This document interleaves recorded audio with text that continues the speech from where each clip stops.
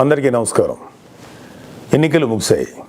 దాదాపు 82% ఓట్లు పోలయ్యాయి. ఇది ప్రజాస్వామ్యంలో మంచి పరిణామం. కానీ ఇదే సమయంలో ప్రజలందరం చాలా అప్రమత్తంగా ఉండాలి. ఎందుకంటే పోలింగ్తోనే ఎలక్షనీరింగ్ పూర్తి కాలేదు, కౌంటింగ్ కూడా ఉంది.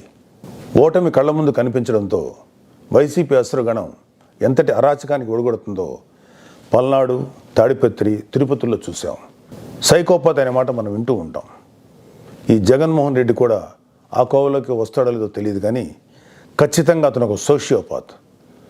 ప్రజలను కులాలుగా, వర్గాలుగా, పార్టీల వారీగా విడదీసి చిచ్చులు పెట్టి ఆనందించే రకం.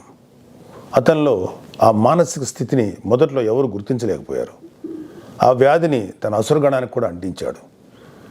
ఈ సోషియోపాత్ మానసిక స్థితి రోజు రోజుకి ముదిరిపోయింది. ఓటమి కనిపిస్తుండటంతో వైసీపీ ముఠాలు ఉన్మాదంతో ప్రజల ఇళ్ల మీద పడి అరాచకం సృష్టిస్తున్నాయి. మాచర్ల వైసీపీ ఎమ్మెల్యే సంబంధీకుల ఇళ్లలో పెట్రోల్ బాంబులు దొరికాయంటే ఫలితాలు వచ్చాక వీళ్ళు ఎంత రాక్షసత్వానికి తెగబడబోతున్నారో ప్రజలు గ్రహించాలి. తాడిపత్రిలో పోలీసులు కూడా తమను తాము రక్షించుకునేందుకు అగచాట్లు పడ్డారు. అంటే వైసీపీ ఎంతగా రెచ్చిపోతుందో అర్థం చేసుకోవాలి. వైసీపీకి ఓటు వేయలేదని తెలిసి ఇళ్లలో చొరబడి మహిళలను, పిల్లల్ని అందరినీ చావుగొట్టే పైశాచికత్వాన్ని పెంచింది ఎవరు? ఖచ్చితంగా ఈ జగన్మోహన్ రెడ్డి అనే చెప్పాలి. విశాఖపట్నంలోని కంచరపాలెంలో ఓ కుటుంబం కూటమి అభ్యర్థులకు ఓటు వేసిందని తెలిసి వైసీపీ గుండాలు ఆ ఇంట్లో మహిళలను, చదువుకుంటున్న పిల్లలపై దుర్మార్గంగా దాడి చేసింది. గర్భంతో పుట్టింటికి వచ్చిన మహిళపైన తీవ్రంగా దాడి చేశారు.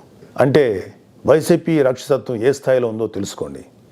ఇలాంటివన్నీ తెలుసుకొని చిక్కటి చిరునవ్వులు చెందించే వ్యక్తిని ఏమనాలి? మహేష్ బాబు స్పైడర్ సినిమాలో విలన్ సూర్య గుర్తొస్తున్నాడు కదూ. ఉత్తరాంధ్ర నుంచి రాయలసీమ వరకు ఎన్నికల అనంతరం హింసను ప్రేరేపించడంలో వైసీపీ ఓటమి కనిపిస్తుంది. రాబోయే ఓటమిని కప్పిపుచ్చుకునేందుకే ఈ దాడులు చేస్తుంది. ఈవీఎంలు భద్రపరిచిన స్ట్రాంగ్ రూమ్స్ దగ్గర కూడా భద్రత పటిష్టంగా ఉంచాలి.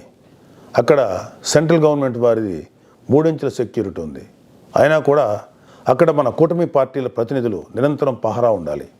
ముఖ్యంగా మన జన సైనికులకి, వీర మహిళలకి నా అభ్యర్థన ఏంటంటే, ఎక్కడైతే జనసేన పోటీ చేసిన ప్రాంతాల్లోని ఈవీఎంస్ భద్రపరిచిన స్ట్రాంగ్ రూమ్స్ ఉన్నాయో అక్కడ మన జన సైనికులు వాలంటీరింగ్ చేసి కాపులాగా కూర్చోవాలి. ఈ అవకాశాన్ని ముఖ్యంగా మనం వదులుకోవద్దు, వాడుకుందాం. ఈ వైసీపీ దుర్మార్గులను ఏ దేశంలోనూ తేలిగ్గా తీసుకోవద్దు. వాళ్ళు ఏ అరాచకానికైనా, దౌర్జన్యానికైనా తెగబడతారు. ఆ మధ్యన అంటే 2-3 ఏళ్ల క్రితం అమెరికన్ ప్రెసిడెన్షియల్ ఎలక్షన్స్లో కూడా ఎక్స్ ప్రెసిడెంట్ డొనాల్డ్ ట్రంప్ ఇలాంటి లక్షణాలే కనబరిచాడు. ఎన్నికల్లో ఓడిపోతున్నాను అని తెలిసాక కూడా నేనే గెలుస్తున్నాను, గతం కంటే గట్టిగా ఓట్లు వచ్చాయని ప్రచారం మొదలెట్టాడు. ఫలితాలు వచ్చాక కూడా నానా యాగి చేసి కుర్చీ వదలంటే వదలని అలాగే భీష్మించి కూర్చుంటే వైట్ హౌస్ నుంచి పంపేశారు. దాదాపు ఇలాంటి లక్షణాలే మన ఆపద్ధర్మ ముఖ్యమంత్రి జగన్మోహన్ రెడ్డి కూడా ప్రదర్శిస్తున్నాడు. అందుకే మొన్నటికి మొన్న ఐపాక్ మీటింగ్లో కూడా తన పార్టీ గెలుస్తుందని గొప్పలు చెప్పాడు. అతని మానసిక స్థితిని వంట పట్టించుకున్న ఉత్తరాంధ్ర నాయకుడు ప్రమాణ స్వీకార ముహూర్తం, విశాఖలో స్థలం అన్నీ ప్రకటించేశాడు. జూన్ 4 తర్వాత వీళ్ళందరినీ విశాఖలో ఉన్న ఆ ఆసుపత్రిలో చేర్చాల్సిందే. ట్రంప్ లాగే జగన్ కూడా కుర్చీ వదులుకోవడానికి ఇష్టపడ్డాం. తన ఉన్మాద బృందంతో రాష్ట్ర వ్యాప్తంగా దాడులు, హింసకు తెగబడే ప్రమాదం లేకపోలేదు. దీనిపై కేంద్ర ప్రభుత్వానికి ఖచ్చితమైన సమాచారం ఉంది. అందుకే వచ్చే నెల 15వ తేదీ వరకు కేంద్ర బలగాలను మోహరించాలని చెప్పింది.